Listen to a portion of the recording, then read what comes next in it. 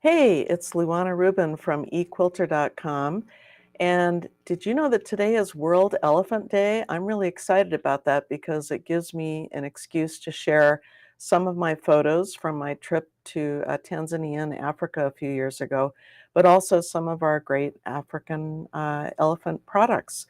Of course, there are elephants in both India and Asia and also in Africa, but I'm going to show you mostly some African elephant products and images today. So I hope that's of interest to you. And so let's see, I'm going to get to my photos here. All right. So 3 years ago, I went on a trip with Natural Habitats to Tanzania. That's the same company that I use when I go to photograph the polar bears. And of course, I have a busload of quilters going with me to see the polar bears in October. So that's exciting. So this is a company that is very eco-conscious, and when they travel, they have a small footprint and they respect the indigenous people who live in the area. And of course, when you go to Africa, one of the things that you really want to see is elephants. Now, you probably know that we have a charity program which gives 2% of all sales to a list of charities, and one of them is the Wild Foundation. And if you would like to learn more about them, you can go to wild.org. And one of the programs that really got me interested in the Wild Foundation is that they have hired several hundred rangers to protect the elephants in Mali in West Africa.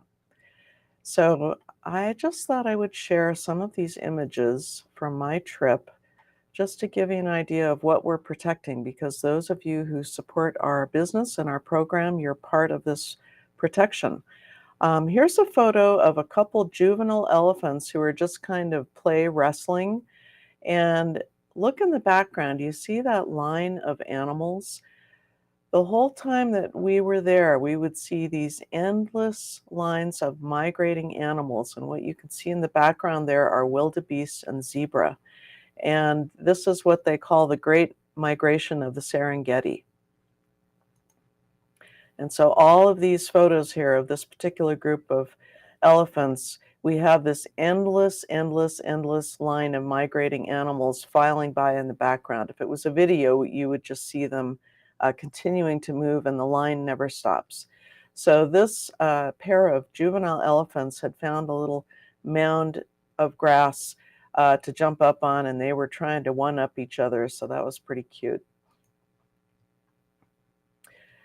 The first time on this trip that we saw elephants was at quite a distance, and we saw a family of about 10 of them.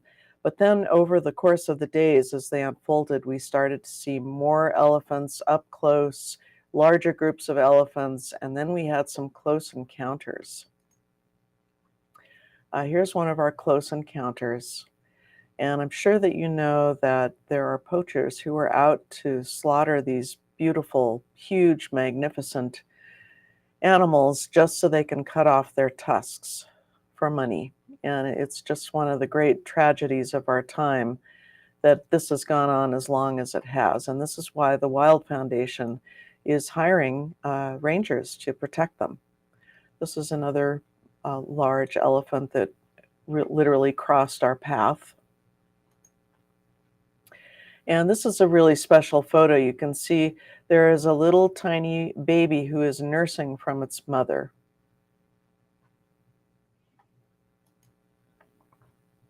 And this just shows you kind of what it's like if you, sometimes when you're on these safaris, if you just park and you see some elephants coming.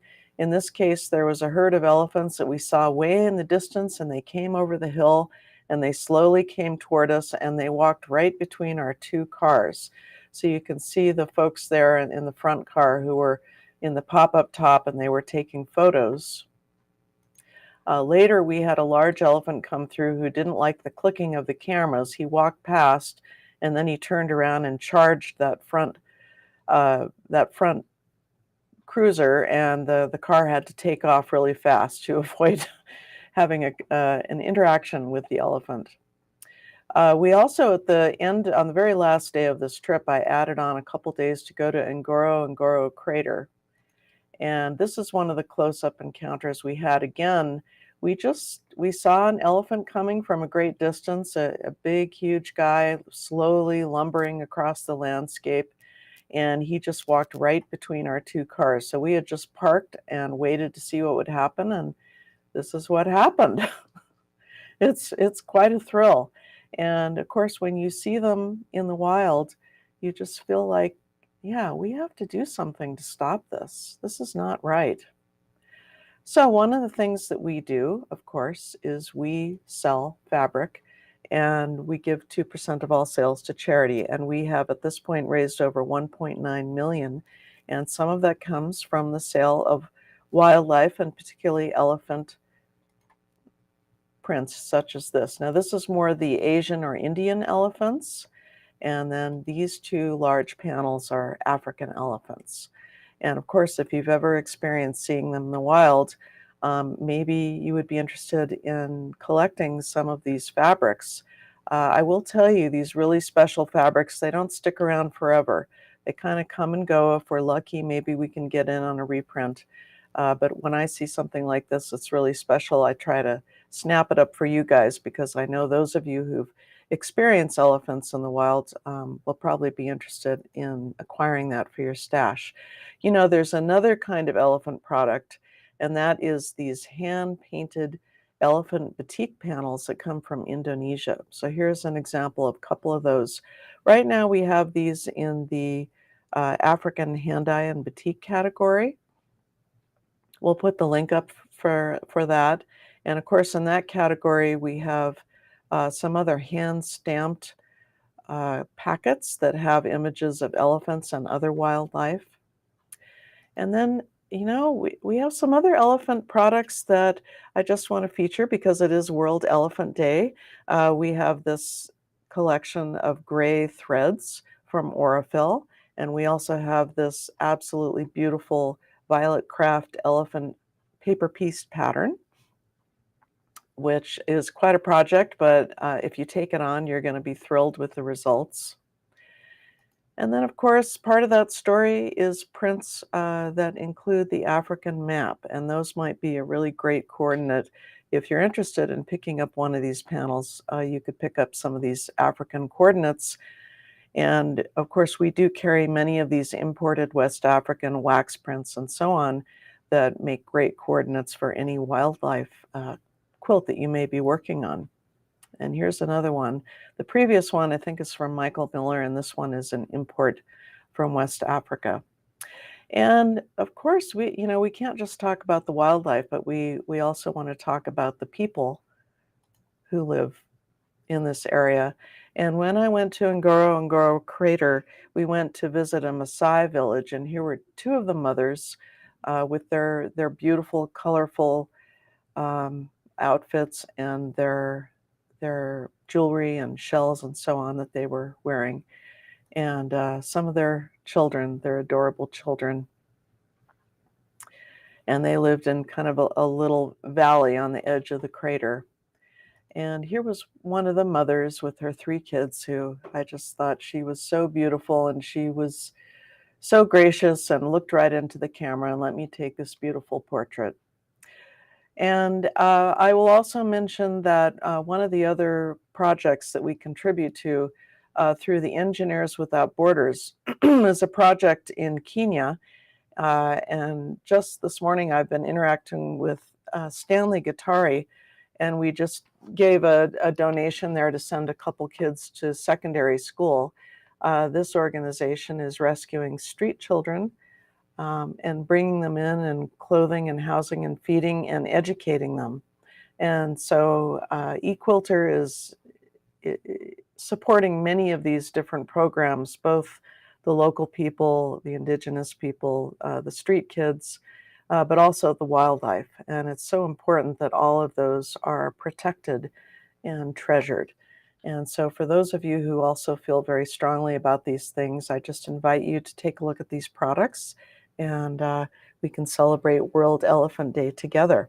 Now, I'll just mention to you that on Tuesday afternoon, I'm flying to Birmingham, England in the UK, And I'll be arriving about midday on Wednesday and then I'm staying at the Moxie Hotel for those of you who are going to be at the show. Equilter is a sponsor of the SAQA Forced to Flee exhibit there. It's actually a gallery. And it's interesting. We committed to sponsoring this exhibit before the war started in Ukraine, but of course it's on the topic of refugees. And that topic is more important than ever now. So I hope if you're going to the show that you will stop by and visit that gallery. I'll try to spend some time there each day. I'm also going to photograph the show, but I will be giving my lecture, International Quilt Trends, at 10 o'clock on Friday, and you do need to purchase a ticket to attend that. And I'm also going to be briefly speaking in a SAQA presentation about the Forced to Flee exhibit, and that will be on Saturday at 12:45. So I hope that one way or the other, if you're going to the show, that I see you. I'll be walking the show on Thursday, taking photos. I'll be giving my talk on Friday, and Saturday I'll be at the SAQA Gallery and at the SAQA panel discussion. And for those of you who can't make it, that's okay. I'm going there to take photos, and next time I give one of my International Quilt Trends presentations, I will be including photos from this show. So, every time I go to a show and take photos, I include that the next time that I give the lecture, and I'm constantly updating that because I love to share these images of beautiful quilts with all of you. So that said, I hope you have a great weekend. I hope to see many of you next week in Birmingham. And I'll say goodbye for now.